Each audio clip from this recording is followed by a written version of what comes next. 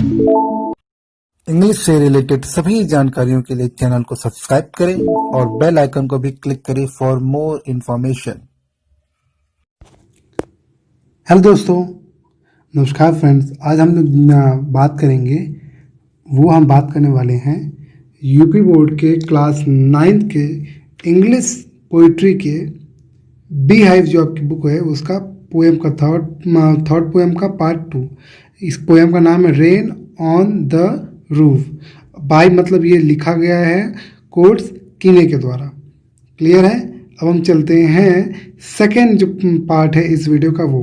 अगर आप first part देखना चाहते हो रेन ऑन द रूफ का, तो आपको जो मैं एरो दिखा रहा हूँ उस एरो पे आपको वीडियो का लिंक मिलेगा। उस लिंक पे क्लिक करोगे तो आपको पहला पार्ट मिल जाएगा और इससे पहले के वीडियोस मिल जाएंगे पोएम के। सेकेंड पार्ट चलिए देखते हैं। लिखा है एवरी टिंकल्स, सभी झंकार। देखो झंकार मतलब यहाँ मतलब है जो आवाज़, ये बात हो रही है उस आवाज़ को। ऑन द सिंगल्स मतलब जो चीज़ गोले गोले आपको दिख रहे हैं ना, जो बना रहा हूँ ये छोटे छोटे पत्थर है मान लो, ठीक है, छोटे पत्थर। ठीक, तो ये जो सिंगल्स है इसको छोटे पत्थर कहते हैं जो समुद्र किनारे पाए जाते हैं। तो इस पर मान लो कि बारिश हो रही है। कल्पना करो कि इस पत्थरों पर बारिश आ रही, बारिश की बूंदें गिर रही हैं। ठीक है ना, समझा रहा हूँ आपको। ये देखो ये पत्थर मान लो, इस पर बारिश की बूंदें गिर रही हैं। कल्पना करो उस पानी की बूंदें पत्थर पर टकरा रही हैं। जो टकराने से जो आवाज़ आ रही है उस आवाज़ को ही हम क्या कहते हैं, टिंकल यानी कि झंकार। यानी कि हम इसको टनटनाहट भी बोल सकते हैं। तो वो झंकार आ रहा है। क्लियर है। फिर लिखा as an echo in the heart. और जो ये जब बज रहा है तो कवि के दिल में एक गूंज आ जा रही है, एक गूंज कवि के दिल में आ जा रही है। जब ये आवाज़ ये सुन रहे हैं उस पत्थर से, उनका छोटे छोटे पत्थरों से जब वो झंकार आ रही है तो कवि को एक दिल में एक गूंज पैदा हो रही है। वो गूंज आगे देखें वो कौन सी गूंज है। एक गूंज कवि के दिल में क्या हो रही है, पैदा हो रही है। इसका मतलब यही है पहले दो लाइन का। ठीक, अब चलते आगे। लिखा है एंड 1000 ड्रीमी फैंसीज, और कई सारे, जो 1000 मतलब हजारों, ठीक है, काल्पनिक स्वप्न। ड्रीमी मतलब वही स्वप्न बोल सकते हो। तो काल्पनिक सपने जैसा उनको प्रतीत हो रहा है, ये कल्पना दिखने लग रहे हैं। ठीक है। इनटू बिजी बीइंग स्टार्ट मतलब वो जो सपने देख रहे हैं, हजारों सपने देख रहे हैं, उसमें वो व्यस्त हो जा रहे हैं। ठीक, शुरू हो जा रहा, मतलब जो उनका जो कल्पना देखने का जो सपना देख रहे हैं वो शुरू हो जा रहा है। अर्थात जैसे हम देखते नहीं हो कभी कभी बहुत सोच में पड़ जाते हैं, कुछ और सोचने लगते हैं, कुछ और सोचने लगते हैं। तो वो 4 लाइन को समझते हैं। लिखा every tinkle on the single, मतलब जितने भी टिंकल पड़ रहे हैं, पहला पार्ट जो पहला लाइन था वो जो पत्थर पड़ रहे हैं, has an echo in the heart. ठीक है, वो दिल में एक गूंज पैदा कर रहे हैं कवि के। ये दूसरा पार्ट है। ठीक है, मतलब दूसरी लाइन है कि कवि के दिल में एक गूंज पैदा कर रहे हैं। एंड 1000 ड्रीमी फैंसीज, और इससे क्या हो रहा है, हजारों काल्पनिक सपने इनके दिमाग में आ रहे हैं। कवि के दिमाग में क्या आ रहा है, हजारों काल्पनिक सपने आ रहे हैं जो वो सोच रहे हैं, कल्पना कर रहे हैं। Into busy being start, busy being use हुआ मतलब वो व्यस्त हो जा रहे हैं उन सपनों में। वो जो सपने स्टार्ट हो रहे हैं उनके देखना स्टार्ट कर रहे हैं, वो क्या हो जा रहा है, वो शुरू हो जा रहा है। ठीक, पहला लाइन मैंने आपको बता दिया था, फिर समझा रहा हूँ मैं आपको, ध्यान दीजिएगा। हिंदी में आप समझाने की कोशिश कर रहा हूँ मैं आपको डायरेक्ट। लिखा है एवरी टिंकल ऑन द स्टिंकल, मतलब जो जितने भी झंकार उस छोटे पत्थरों पर पड़ रहे हैं, ठीक है, छोटे पत्थरों पर जो झंकार पड़ रहे हैं, has an echo in the heart, वो दिल में एक, कवि के दिल में एक गूंज पैदा कर रहे हैं। सेकेंड 1000 ऑफ ड्रीमी फैंसीज, हजारों मतलब हजारों काल्पनिक सपने इनको आ रहे हैं जब वो इन आवाज़ों को सुन रहे हैं। फिर लिखा इनटू बिजी बीइंग स्टार्ट, एक मतलब एक जो सपने देख रहे हैं वो स्टार्ट हो जा रहा है, वो उसमें व्यस्त हो जा रहे हैं। इसका मतलब यही है वो उन सपनों के दुनिया में खो जा रहे हैं उसमें, और वो व्यस्त हो जा रहे हैं। ठीक, जैसे हम कभी भी दुनिया में खो जाते हैं, कुछ और सोचने लगते हैं, वैसे। एंड 1000 रिकलेक्शंस मतलब यादें, पुरानी यादों को हम रिकलेक्शन कहते हैं। हजारों यादें उनको आ रही हैं। Weaves their air thread into woof. ठीक, तो एयर थ्रेड मतलब होता है सूत्र। देखो ये जो मैं, ये बादल मान लो, कंप्लेन करो, बादल से जो हवाएं आती हैं उनकी बात हो रही है, जो हवाएं आ रही हैं। ठीक, तो वो एक सूत्र बना रहे हैं, कवि कल्पना कर रहे हैं कि वो एक सूत्र यानी एक धागा बना रहे हैं। सूत्र मतलब यहाँ धागा है, वो धागा बना रहे हैं और वो वीव कर रहे हैं। वीव मतलब बुनना, तो कपड़े बुनते हैं ना धागे से, तो कपड़े बुन रहे हैं और कपड़े बुन कर वो ताने बाने बना रहे हैं। देखो ताने बाना मतलब ही होता है कि कुछ कल्पना करके सोचना इधर उधर कि वो ऐसा होता वो ऐसा होता, ऐसा वो कल्पना करके सोच रहे हैं। ठीक, फिर से समझा रहा हूँ। 1000 रिकलेक्शन, जब वो ऐसा हो रहा है मतलब जब बारिश हो रही है तो हजारों उनको पुरानी यादें आ रही हैं। Weave their air thread into woof, हजारों सपने आ रहे हैं और सपने जो वो जो हवा आ रही है, हवा एक सूत्र एक धागे की तरह आ रहा है जो उनको ताने बान मतलब जो उनकी पुरानी कहानियाँ उसको वो ताने बाने बुन रहा है। As I listen to the patter, ये कवि कह रहे हैं जैसे मैं सुनता हूँ उस पैटर पटपटाहट को। ठीक है, वो जो बारिश की जो बूंदें पत्थर पड़ रही है तो वो आवाज़ आ रही है जो झंकार की, उसको हम क्या कह सकते हैं, पटपटाना। जैसे आपको यहाँ मैं दिखा रहा हूँ, ये मान लो छत है, ठीक है, ये घर है, घर का छत है, वहाँ बारिश हो रही है। तो बारिश हो रही है तो वो जो छत है, ध्यान दो, वो जो छत है, छत पे जो बारिश होने का जो आवाज़ आता है उसको हम पैटर कहते हैं इंग्लिश में, यानी कि पटपटाहट, जो भी आप झंकार पटपटाहट जो भी कर लो।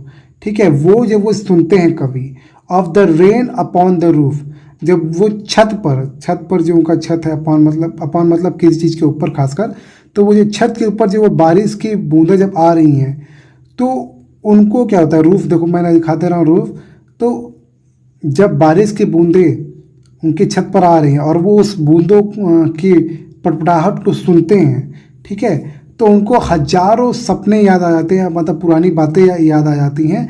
और वो जो हवाएं चल रही हैं, वो हवाएं जो चल रही हैं, वही मतलब है हवाएं चल रही है, वो उनको उन चीज़ों जो पुरानी चीज़ें उनके ताना बानों को याद करती हैं और वो बुनती हैं।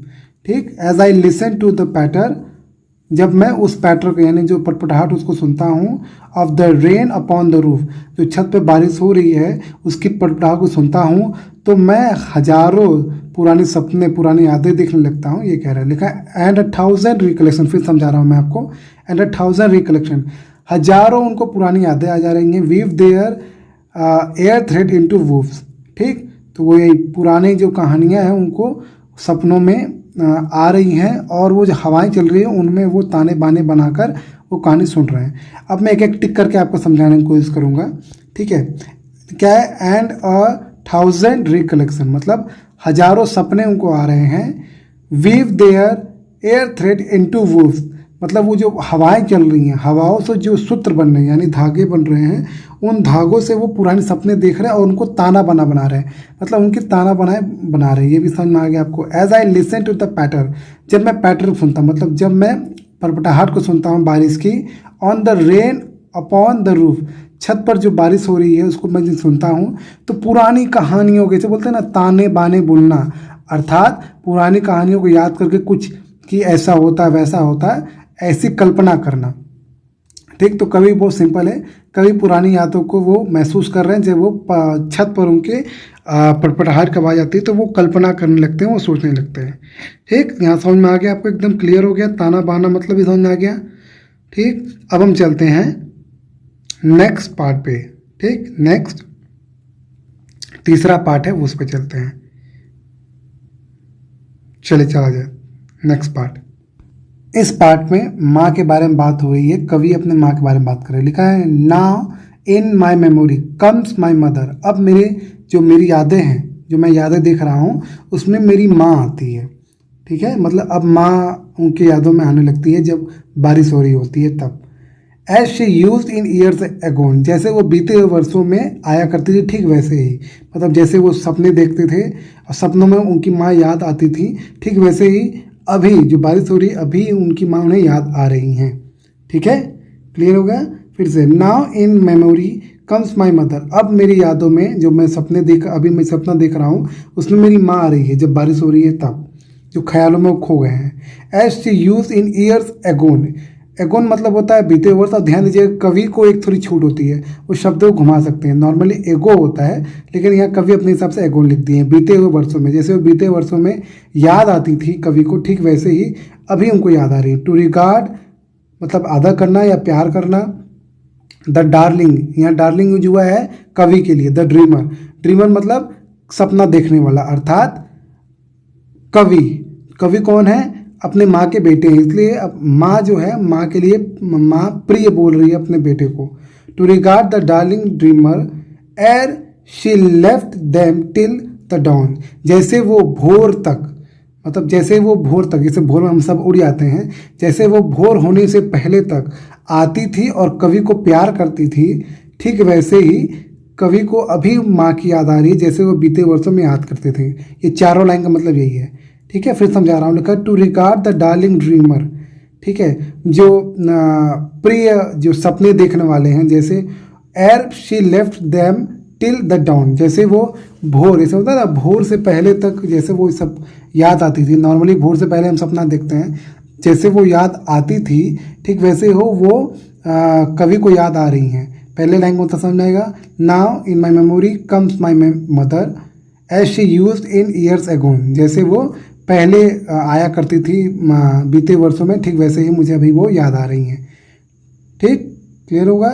To regard the darling dreamer, याद करते हुए या प्यार करते हुए अपने प्यारे सपने देखने वाले को, अर्थात कवियों की बात हो रही है, सपने देखने वालों को वो याद आती थी।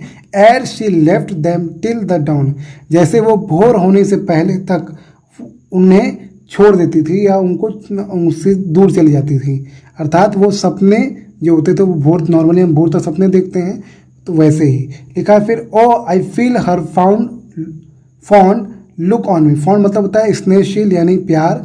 ओ I feel her fond look on me, मैं मतलब कवि को ऐसा फील हो रहा है जैसा कि उनकी माँ उन्हें प्यार से देखा करती थी। ऐसा लग रहा है कि उनकी माँ उन्हें ऐसे ही प्यार से देख रही है, जैसे ये देखो उनकी माँ प्यार से देख रही है ना, यहाँ देखो जो बच्चा खेल रहा है, ठीक, तो कवि को भी ऐसा महसूस हो रहा है जैसे कि उनकी माँ उन्हें प्यार से देख रही है। एज आई लिस्ट, यहाँ लिस्ट मतलब है सुनना, लिसन होता है आपको पता ही है, लेकिन कवि को थोड़ी छूट मिल जाती है इसलिए वो लिस्ट लिख दिए हैं, ठीक है, तो ये ध्यान दीजिएगा, लिस्ट यहाँ मतलब है सुनना। As I list to this refrain, refrain मतलब होता है गीत के अंत शब्द, नॉर्मली मतलब ये होता है, लेकिन यहाँ मतलब है जो बारिश हो रही है, बारिश की जो आवाज़ें हैं वो उसकी बात हो रही है।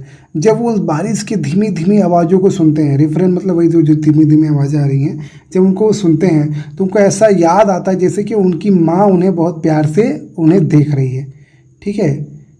ओ आई फील हर यूज हुआ है उनकी माँ के लिए, फॉन्ड लुक ऑन, जैसे कि वो मुझे बहुत प्यार से देख रही है ऐसा। विच is played upon the shingles, जो बज रहा है, मतलब वो जो रिफ्रेन है, मतलब जो बारिश की पानी की बूंदें जब वो टकरा के जो आवाज़ निकाल रही जो बज रही हैं, प्लेड अपॉन, अपॉन जो होता है किसी चीज़ के ऊपर, जैसे ये पत्थर है, ठीक है, पत्थर पर जो बारिश हो रहा है, ठीक है, जो टकराने, जो ये बारिश मान लो हो रहा है, जो टकराने में जो आवाज़ आ रही है उसको कभी गीत की तरह देख रहे हैं कि वो जो गीत है वो जो बज रहा है किस पर, अपॉन सिंगल, सिंगल मतलब पत्थर पर जो बज रहा है, ठीक, जो ये रिफ्रेन, ये जो रिफ्रेन मतलब वो जो यहाँ जो गीत है वो बज रहा है, वो जो पत्थर बज रहा है, by the patter of the rain, किसके द्वारा, वो जो पड़पड़ाहट है, जैसे मान लो ये देखो, यहाँ देखो बूंदे दिख रही है ना, बूंदे पड़पड़ा रही हैं, मैं यहाँ फोटो में देखो, फोटो में मैं एरो कर रहा हूँ, यहाँ देखो बूंदे पे जब जो बूंदे आ रही हैं, छप छप मारते हैं ना, छप छप बोलते हैं जो बारिश की बूंदे,